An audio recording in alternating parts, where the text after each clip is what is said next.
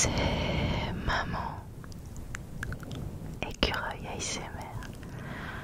Maman Écureuil ASMR.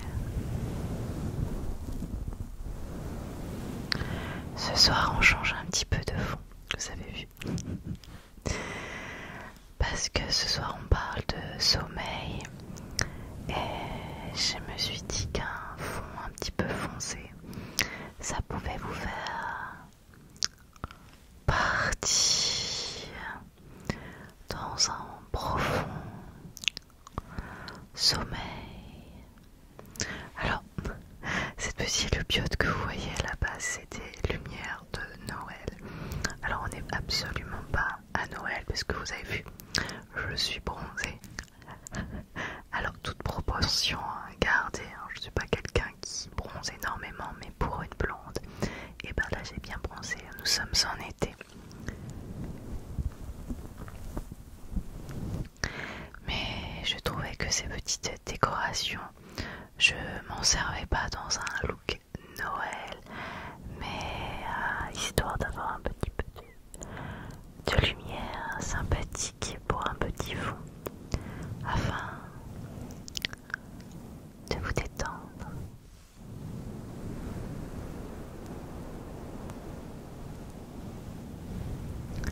Ce soir, donc, nous sommes partis sur un nouveau volet des 11 choses que vous ne savez pas sur. Et comme nous sommes sur une chaîne ASMR, je trouvais ça sympathique de parler ce soir de sommeil, tout simplement. Car si vous êtes sur ma chaîne, c'est que probablement vous avez besoin de vous déstresser et certainement pour trouver le sommeil.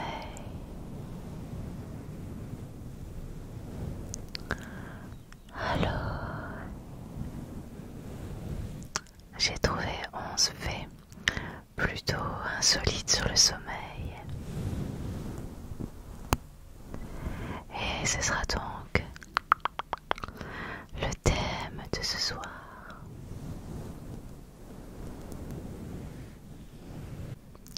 C'est parti pour le fait numéro 1.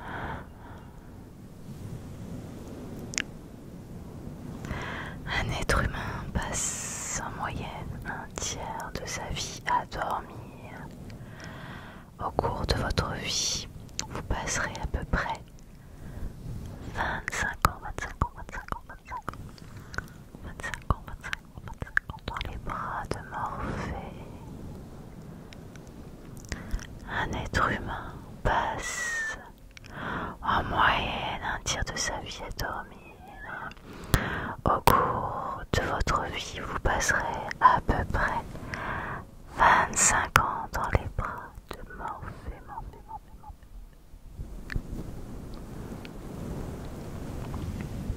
Ce qui est assez énorme quand on y pense. Enfin, 25 ans, c'est si on meurt à un âge, voilà, l'âge moyen de la mort, enfin l'espérance de vie, j'ai envie de dire, qui est à peu près de 80 ans en France.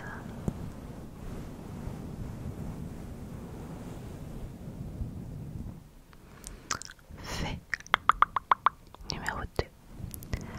Avant l'invention des réveils, des gens exerçaient le drôle de métier de tapeur de vitres,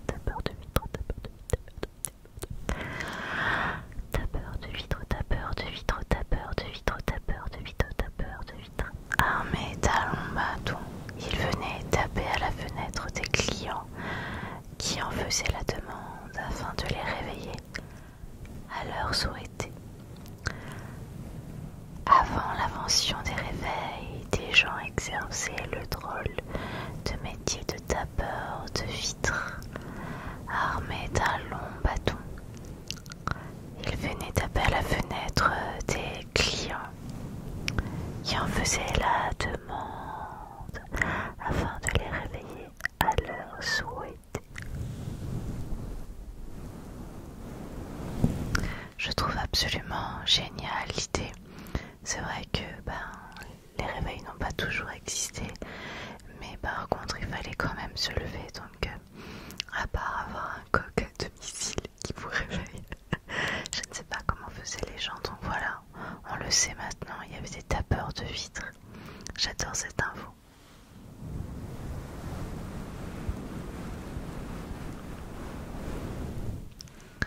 Fait numéro 3.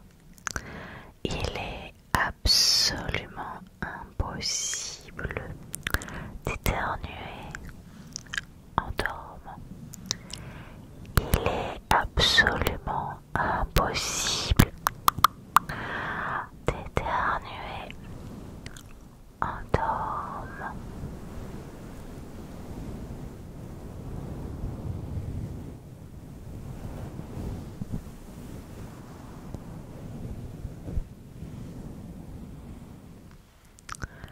Fait numéro 4. On a souvent l'impression d'avoir rêvé d'une inconnue. Pourtant, c'est impossible de rêver d'un visage que nous n'avons jamais vu. Notre inconscient nous donne simplement l'impression de rencontrer un étranger, mais dans le fond, il s'agit bien d'un visage que vous avez déjà au moins minimum croisé. Alors qui sait, en voyant mon visage en vidéo, peut-être un jour vous ferez un rêve avec moi.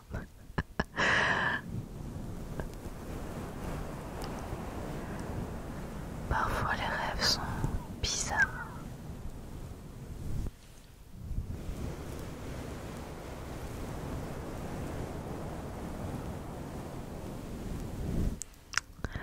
Fait numéro 5.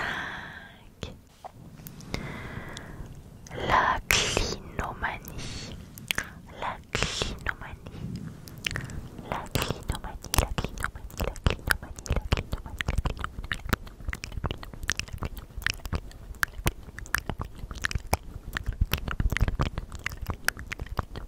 clinomanie. La clinomanie est le fait d'avoir de grosses difficultés à se lever de son lit le matin. Si on vous reproche d'être en retard à cause d'une panne de réveil, vous pouvez dire par exemple que c'est pas votre faute et que vous êtes clinomane. Clinomane. Alors parmi vous, est-ce qu'il y a des clinomanes? Dites-le moi en commentaire. J'avoue que je fais partie de la team maman, alors forcément le matin je peux pas faire comme si le réveil n'existait pas, puisque souvent mon réveil c'est mon fils. Donc je suis obligée de me lever, donc je ne suis pas de la team clinomane. Mais bon, peut-être que vous l'êtes, hein, dites-le moi.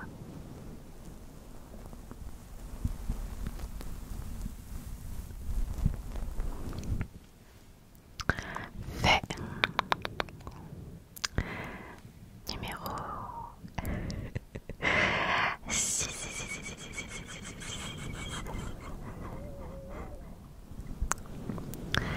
Selon un sondage effectué au Royaume-Uni, plus de la moitié des pilotes de ligne a avoué s'être déjà endormi au moins une fois pendant qu'ils pilotaient un avion.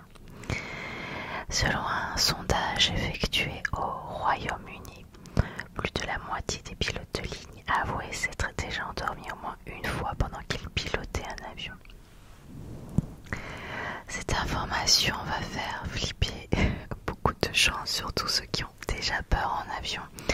Et je m'en excuse, ce n'est pas du tout le but, c'était plutôt pour vous dire des faits un petit peu insolites. Mais rassurez-vous, un pilote n'est jamais seul.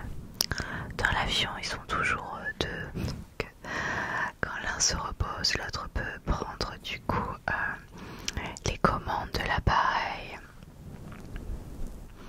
En même temps, les longs trajets sont très très longs et imaginez-vous, vous êtes en voiture, au bout de 2 heures, vous avez les yeux qui ferment un peu, on vous demande de faire une pause, je suppose.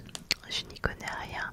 S'il y a des pilotes parmi vous, n'hésitez pas à me le dire. Mais voilà, je suppose que du coup c'est pareil pour les pilotes. S'ils doivent voler pendant 8 heures, c'est normal qu'à un moment ils se reposent et que l'autre personne prenne le contrôle. Ça en va même de la sécurité, j'ai envie de dire. Fait numéro 7. Et vous allez voir, ce fait, je le trouve totalement insolite. C'est peut-être un des faits que je préfère dans ma liste de faits. Je trouve ce fait bizarre et marrant. Alors, de quoi s'agit-il? De quoi s'agit-il? De quoi s'agit-il? On va parler de John Lennon. Parce que John Lennon, il aimait dormir de temps en temps dans un vieux cercueil. Dans un vieux cercueil, dans un vieux cercueil, dans un vieux cercueil.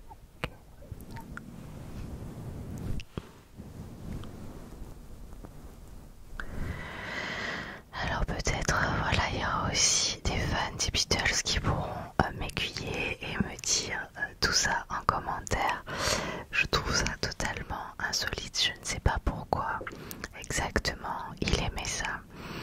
Est-ce qu'il se croyait une sorte de Dracula pendant qu'il dormait dans son cercueil? Je ne sais pas. Je ne sais pas pourquoi il faisait ça.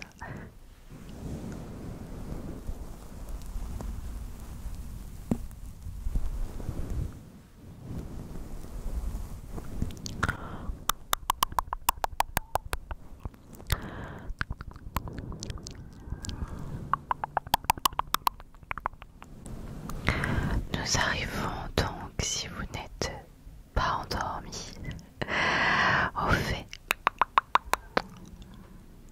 numéro 8.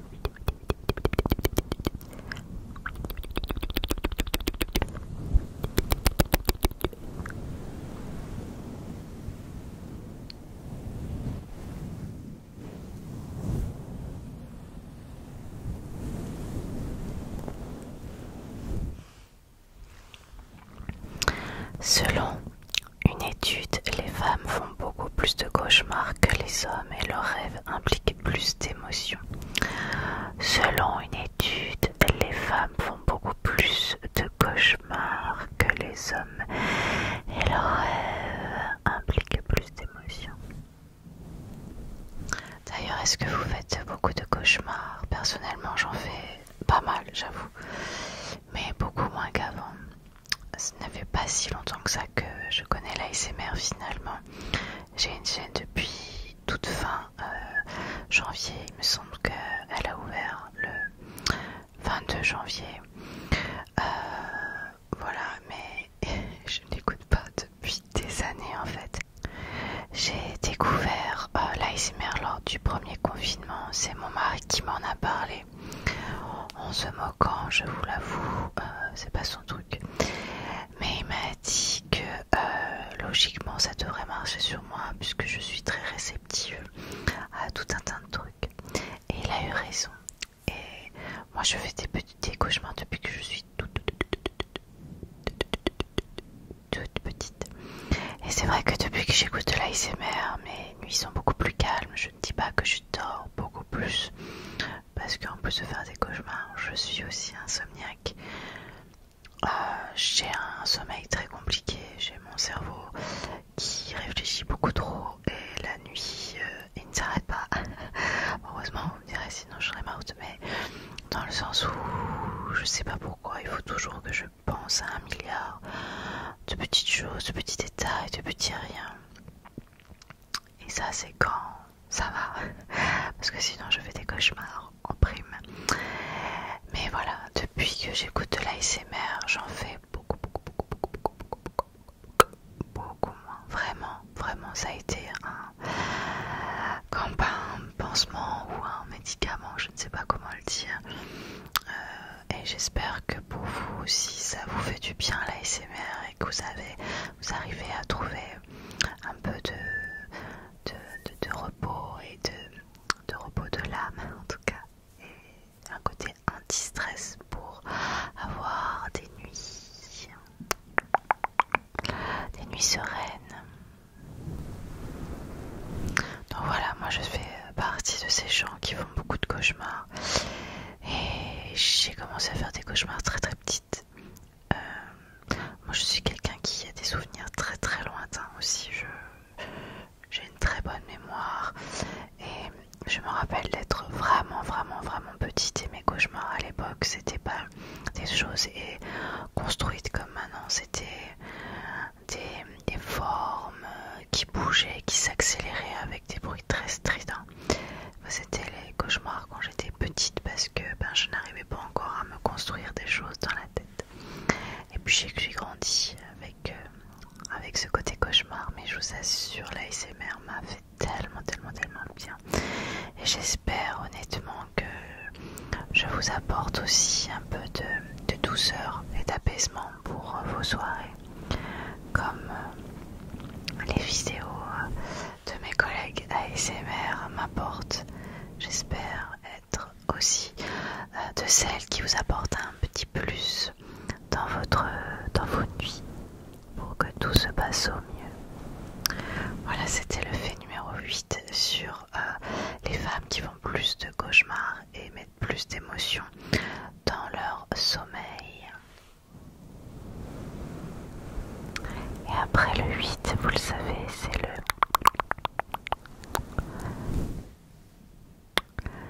9.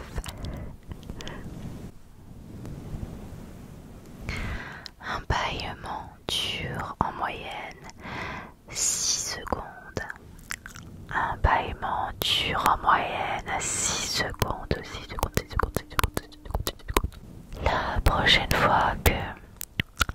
prochaine fois que vous allez bâiller, vous penserez à moi et vous essaierez de compter le nombre de secondes que dure votre bâillement.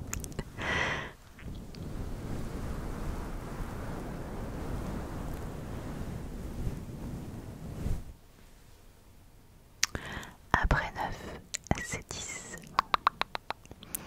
2 à 3% de la population sont des longs dormeurs naturels, ce qui veut dire qu'il leur faut 10 heures de sommeil ou plus pour se sentir reposé.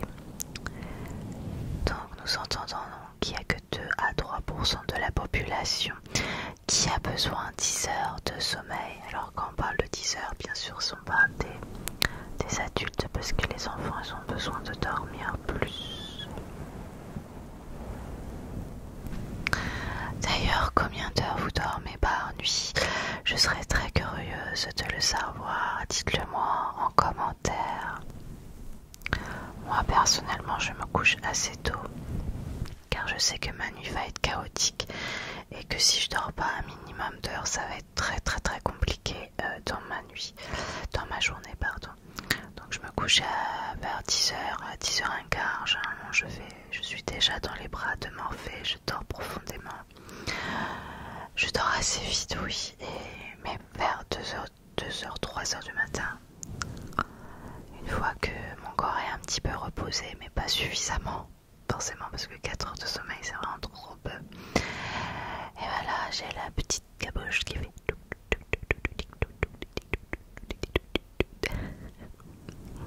Et du coup, à ce moment-là, je me réveille et je pense à tout et n'importe quoi et je n'arrive plus à dormir et je me rendors peut-être vers 4-5 heures du matin. Le problème c'est que mon réveil sonne à 6h30 et là c'est très dur. Le pire c'est quand je me rendors vers 5h, 5h30 et qu'une heure après le réveil sonne. J'ai l'impression qu'il y a un tracteur qui m'est passé dessus tellement ça va pas.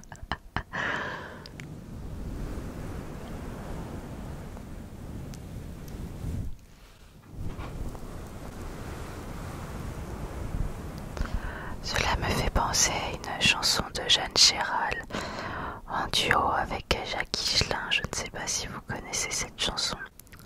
Ça fait: je suis debout dans la cuisine et je ne pense à rien, enfin à rien. C'est difficile, presque impossible. Il y a toujours un petit quelque chose qui vient dans ses os. Détail sur le mur, le papier peint, une parole pas digérée. Quand on voudrait avoir la tête vide, ça nous vient comme ça. Je voudrais dormir. Ce sont les paroles, je ne sais pas si vous la connaissiez. Mais voilà, cette chanson tombait à pic. Mais par contre, j'ai fait le fait numéro 10, donc vous l'avez bien compris. Nous arrivons au tout dernier fait.